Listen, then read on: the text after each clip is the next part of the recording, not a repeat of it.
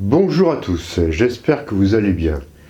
Alors avant de commencer cette vidéo, toujours ma petite actualité du moment. Donc pour vous confirmer que je suis à l'Andiras du 28 au 29 janvier pour un stage de formation au voyage astral. Alors vous avez encore la possibilité de vous inscrire dans la semaine parce qu'après ça sera trop tard. Donc n'hésitez pas à m'écrire pour réserver votre place. Ensuite, j'organise aussi dans les Alpes-Maritimes le 26 février, 26 ou 27, ou non, je crois que c'est le 25 et 26, enfin c'est le dernier week-end de février, un stage de formation sur la lecture d'aura. Donc je vous en reparlerai, mais vous pouvez dès à présent réserver vos places parce qu'elles sont extrêmement limitées. Hein. Je ne peux pas recevoir beaucoup de personnes. Donc si vous êtes vraiment intéressé, réservez dès maintenant parce qu'après il n'y aura plus de place. Voilà. Alors, pour le sujet d'aujourd'hui, je vais vous parler de la conscience. De la conscience sur cette planète et peut-être même de la conscience, de ce qu'est la conscience sur un niveau, je dirais, galactique ou multidimensionnel. Alors on va commencer déjà par les différentes façons de comprendre notre environnement, de comprendre notre état, de comprendre où est-ce que nous en sommes, où est-ce que nous sommes aussi.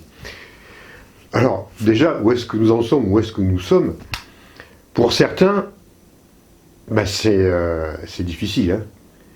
Alors imaginez simplement que déjà, et vous pouvez le constater autour de vous, il y a des personnes qui en sont encore à croire ou à ne pas croire en la vie après la vie. C'est-à-dire que pour certains, une fois que vous êtes mort, il n'y a plus rien, vous n'êtes plus rien. C'est le néant. Alors pour moi, c'est un concept absolument incroyable à envisager parce que c'est totalement aberrant, c'est tellement comment dire, illogique et tellement irrationnel, quelque part même, d'imaginer qu'il n'y a plus rien, qu'il y a une cessation totale de la conscience à ce moment-là. Bon, c'est difficilement envisageable, en tout cas en ce qui me concerne. Mais n'empêche qu'il y a des personnes qui croient en ça. C'est-à-dire qui croient en ça, du moins qui pensent qu'il n'y a plus rien, parce que croire encore, c'est encore autre chose. Mais qui pensent qu'une fois que vous êtes mort, il n'y a plus rien. Toujours peut-être cette même personne ne va pas croire non plus à l'existence d'extraterrestres. Elle va peut-être s'imaginer, et il y en a beaucoup, une fois de plus, qui s'imaginent être les seuls dans l'univers. Alors, on rajoute une couche, déjà, ça c'est incroyable. Toujours cette même personne, alors je veux dire, c'est peut-être un cas un peu atypique, mais non, je pense pas. Il y a énormément de personnes qui pensent comme ça, vous verrez. Qui ont confiance au gouvernement, qui pensent que le système tel qu'il existe, il est très bien, et qu'il ne peut pas y avoir autre chose, et que ça va dans l'ordre des choses. On continue. Il y a des personnes qui n'ont toujours pas la conscience qu'il peut y avoir d'autres méthodes de thérapie autres que Big Pharma. Et qui par voie de conséquence, chaque année, font les injections qui vont avec. Et qui ne jurent que par ce qui est traditionnel au niveau thérapeutique. Alors, je ne peux pas dire les noms, évidemment, on se comprend très bien. Donc, vous voyez, donc la personne, déjà, à quel niveau sa conscience se réduit. Vous voyez, un peu comme, vous savez, les chevaux qui ont des... À l'époque, ou qui ont peut-être encore maintenant, des fois des œillères pour ne pas avoir peur de voir ce qui se passe sur les côtés. Donc, toc, on leur met des œillères. Donc déjà là, la conscience qui se rétracte, qui est vraiment très étroite. Qu'est-ce qu'on peut encore imaginer sur cette personne qui fait partie peut-être encore, très probablement de la grande majorité des habitants de cette planète? Ce qui est déjà énorme. je trouve, je ne sais pas, j'ai du mal à imaginer d'autres choses, peut-être qu'il vous viendra d'autres idées à un moment donné, mais déjà, voilà, la personne se réduit à ça, c'est-à-dire qu'elle a confiance totale et qu'elle croit totalement en ce qui nous est enseigné, que ce soit à l'école ou ailleurs, comme il y en a qui s'imaginent que les pyramides, elles ont été construites par des centaines d'esclaves qui ont taillé voilà, avec des burins et des marteaux et des burins, qui ont taillé des blocs de plusieurs tonnes, qui ont empilé ça au hasard des choses, parce que, bon, enfin, voilà, c'est aberrant, quoi. Il y a ça aussi. Ce que je veux dire là, il y a la conscience réduite de tout ce qui est culturel, de tout ce qui est archéologique, de tout ce qui est sociologique, de tout ce qui est psychologique, de tout ce qui est... Oui, psychologique, et pas parapsychologique, évidemment. Parce que ça, c'est réfuté complètement par les rationalistes dogmatiques. Donc, quand on voit ça, on se rend compte que, waouh, là, la conscience, elle est réduite comment dire, à son extrême, quoi. Mais encore, je pense qu'il peut y avoir pire, parce qu'on ne parle même pas voilà, de religion dans ces cas-là, parce que cette même personne va peut-être croire en Dieu. Elle ne croira pas à l'existence des extraterrestres, alors qu'elle n'a jamais vu Dieu de sa vie, et qu'il y a d'autres personnes, voilà, que les extraterrestres, ça, elle ne peut pas y croire, alors que de l'autre côté, alors que maintenant on a des preuves, aussi, entre autres. Donc, bon, allez, je vais peut-être arrêter de donner des exemples, mais voilà, ça c'est l'exemple typique que vous pouvez très forcément constater autour de vous, au cours, par exemple, de discussions que vous pouvez avoir avec ou des membres de votre famille ou de vos amis, qui en sont réduits à ça. Donc là, la conscience, elle est, si on peut encore appeler de la conscience, parce que si vous voulez, il n'y a même pas la conscience d'être dans ces cas-là. Si on prend par exemple le cas de la personne qui ne croit pas, qui pense qu'une fois qu'on est mort, on n'est plus rien. Ça veut dire qu'elle n'a pas la conscience d'être là, ici, dans l'instant présent, d'être une âme. Elle pense qu'elle est quoi? C'est-à-dire qu'elle n'arrive même pas à ressentir, au fond d'elle-même, qu'est-ce qui l'habite, par quoi elle est habitée. Elle n'a même pas la conscience de la pensée d'être d'elle-même. C'est incroyable, hein. Parce que c'est ça. Ou alors elle ne la voit pas. Puisque si elle s'imagine qu'après il n'y a plus rien, qu'est-ce que c'est pour elle le néant? Le néant n'existe pas. Bon, enfin. Donc, là où je vais essayer de développer, d'être assez précis, c'est qu'en fait, alors, paradoxalement, nous, ou d'autres personnes qui ont la conscience que, effectivement, les galactiques existent, voilà, que le système qui nous a imposé est un système machiavélique de domination, que tout ce qui est voilà, Big Pharma, bon, c'est pas là pour nous mettre en bonne santé, que l'agriculture intensive, elle est là pour nous empoisonner, bon, tout ça. Bon, on a conscience de tout ça, la vie après la vie, tout ça. Ça, c'est bien. C'est très bien. Néanmoins, par rapport à la conscience d'un être éveillé, nous vivons dans un rêve. Alors, souvent, je ne sais plus qui c'est qui a dit ça, nous vivons le rêve de Dieu, ou du un, on peut l'appeler grand un, comme disent les galactiques, ou de l'incommensurable, ou de la divinité, ou de ce que vous voulez. On est le rêve de ça. Donc, en fait, la conscience que l'on a sur Terre, ça équivaut un peu à la conscience que vous pouvez avoir, quand vous êtes parfaitement bien conscient, dans un rêve où vous vous rendez compte que vous rêvez. Ce qu'on pourrait presque appeler ça un rêve éveillé. Mais vous êtes quand même dans votre rêve, vous n'êtes pas sorti de votre rêve, vous vivez simplement dire « Ah mais ouais, je rêve quoi ». Et sur Terre, c'est exactement pareil. il y a quasiment très peu de personnes qui ont atteint un état d'éveil, un véritable état d'éveil. Alors il y en a, mais ce sont des êtres qui sont déjà plus ou moins missionnés sur Terre, justement pour essayer d'éveiller les autres. Mais la pleine conscience de la pleine conscience de nous-mêmes, de notre être, et de tout ce qui nous environne, waouh, on en est encore loin.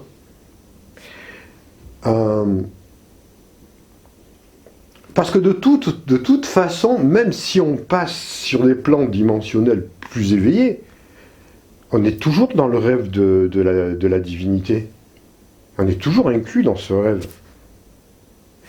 Allez même savoir si le Créateur, Dieu, ou appelez-le comme vous voulez, n'est pas le rêve de lui-même.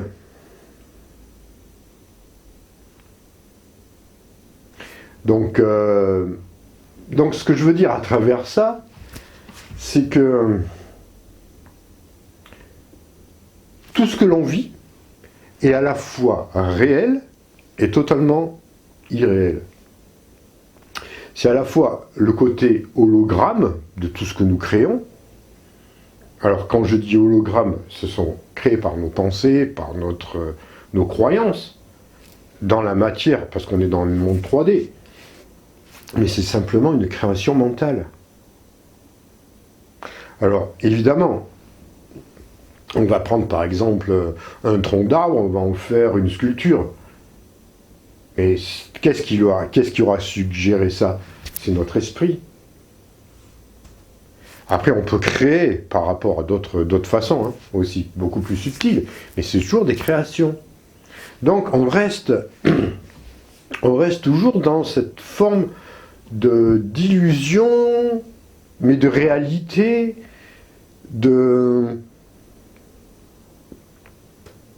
d'hologramme. Alors, évidemment, quand on est pris par nos faiblesses, notre ignorance, évidemment, nous, là, on se crée notre propre prison, évidemment. Donc, dans le passage en 5e dimension, on sera toujours dans une forme de rêve. Alors, je ne veux pas dire de matrice négative, c'est pas ça. Mais on sera dans quelque chose de beaucoup plus positif, mais on sera toujours dans une forme de rêve, mais c'est aussi un rêve agréable. Très agréable.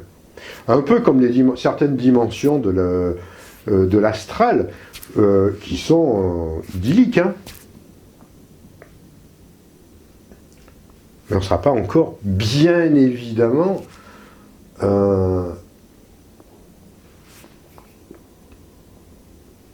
sera encore très loin d'accéder à la pleine et totale conscience, si elle existe.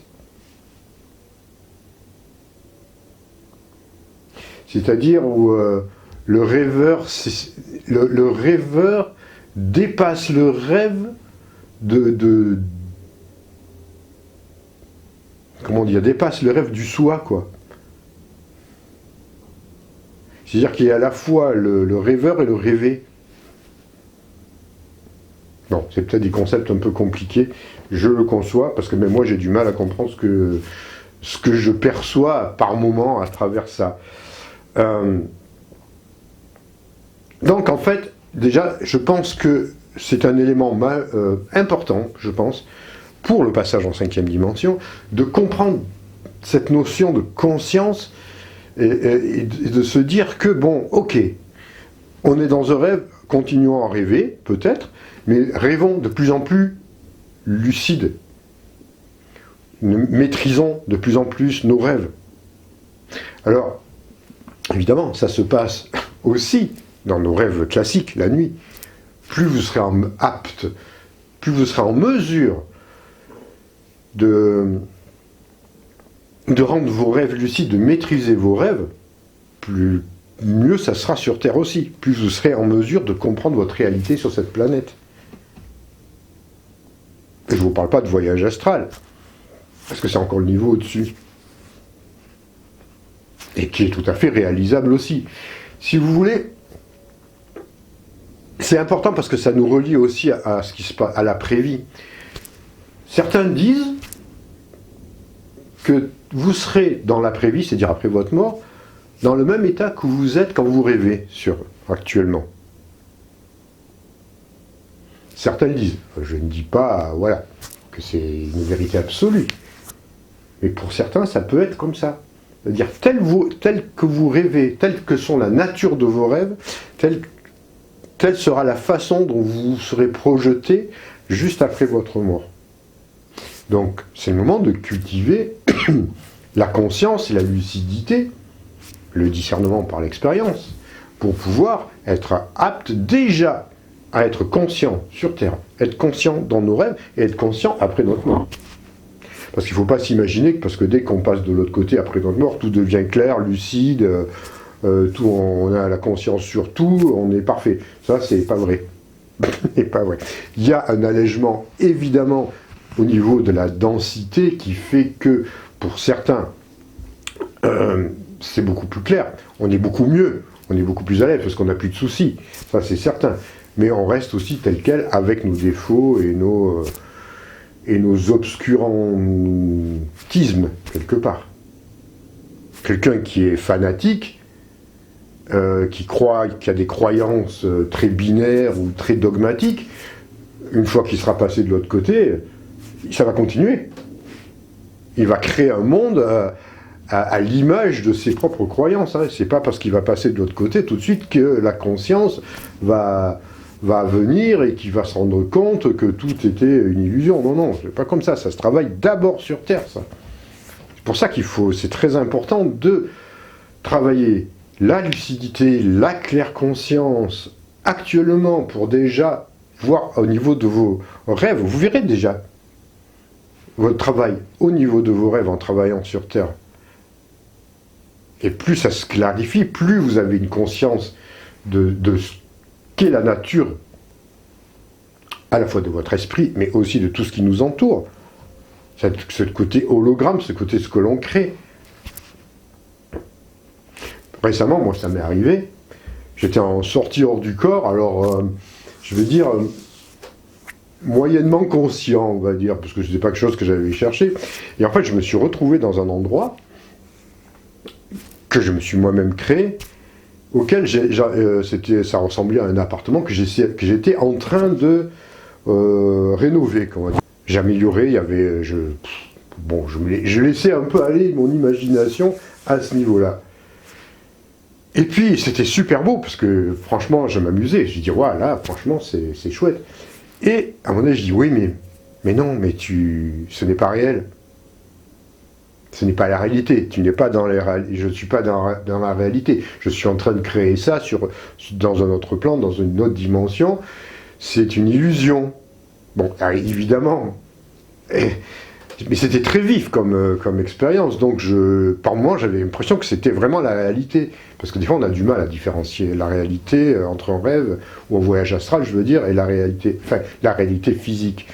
Mais non, à chaque fois, je me disais, non, malheureusement, quand tu vas revenir sur Terre, il n'y aura pas tout ça. Alors, évidemment, j'avais un sentiment de déception parce que je m'attachais justement à ce que j'étais en train de créer sur ce plan-là, qui n'était pas la réalité. Évidemment, quand je suis revenu, j'étais dans l'appartement où je suis, qui n'a rien à voir avec ce que je m'étais créé sur un autre plan. Mais j'avais eu la conscience que c'était qu'une illusion.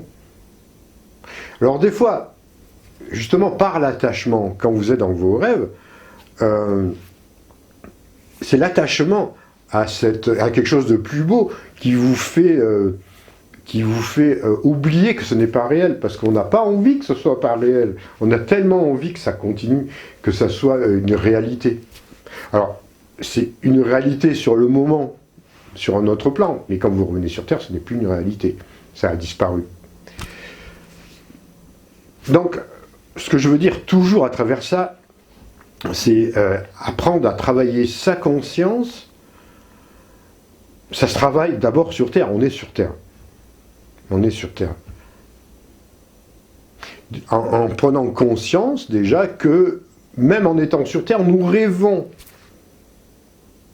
Nous sommes dans la matière, mais nous sommes dans un rêve densifié, on va dire, mais c'est un rêve. Voilà, je dis nous rêvons là, on dort bien.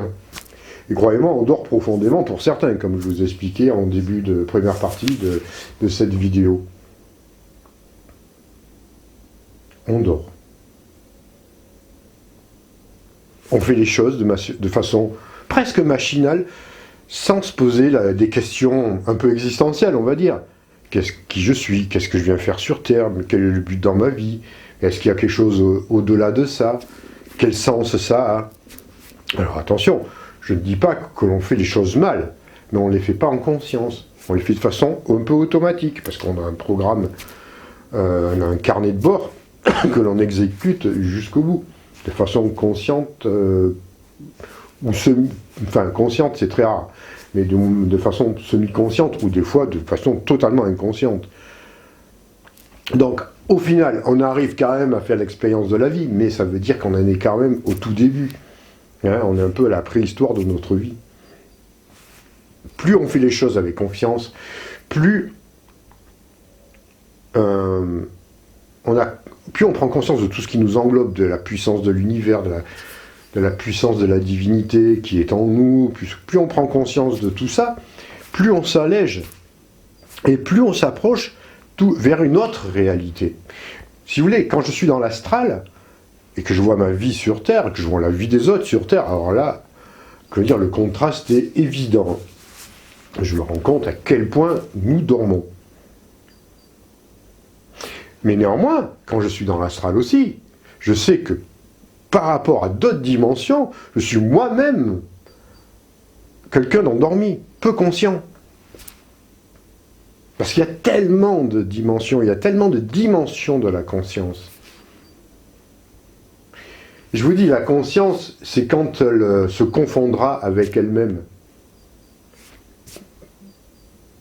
C'est quand il y aura une fusion de l'âme et de la conscience, quand il y aura une fusion avec un tout, qu'on sera peut-être libéré, mais là, ça sera autre chose.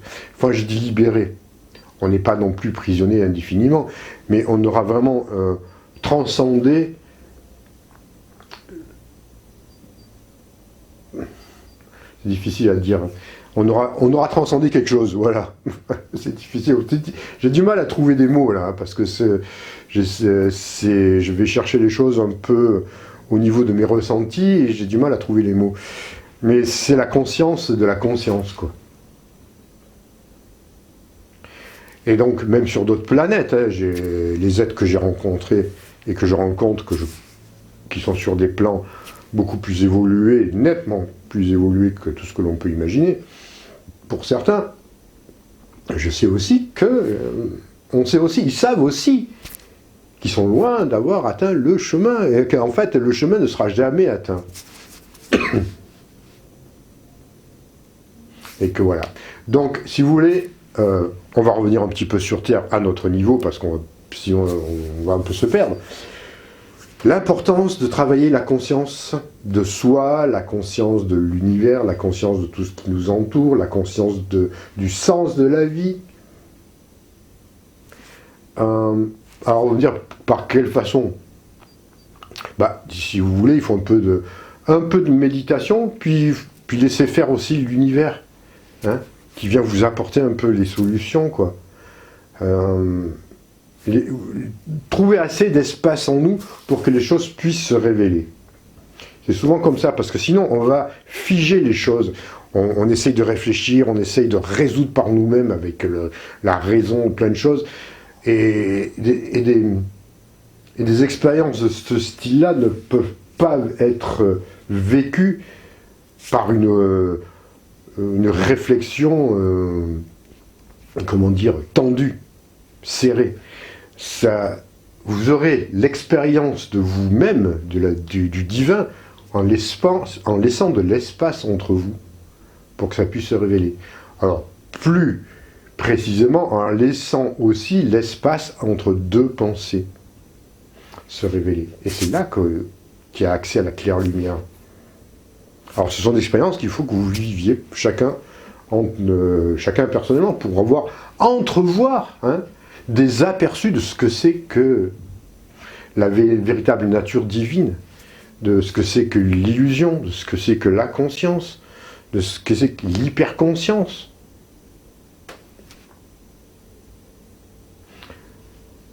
Donc, à vous de faire. Voilà, c'est ce que j'avais à vous dire. Alors, j'espère que ça vous a intéressé. Ça change un peu, peut-être un peu du reste, mais ça va dans le sens de tout ce que l'on vit en ce moment. Et ça permet aussi, des fois, de relativiser nos souffrances et nos expériences qui sont très dures.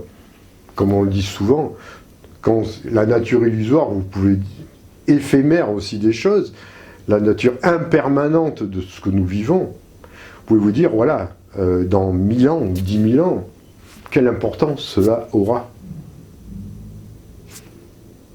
C'est une façon de voir les choses aussi.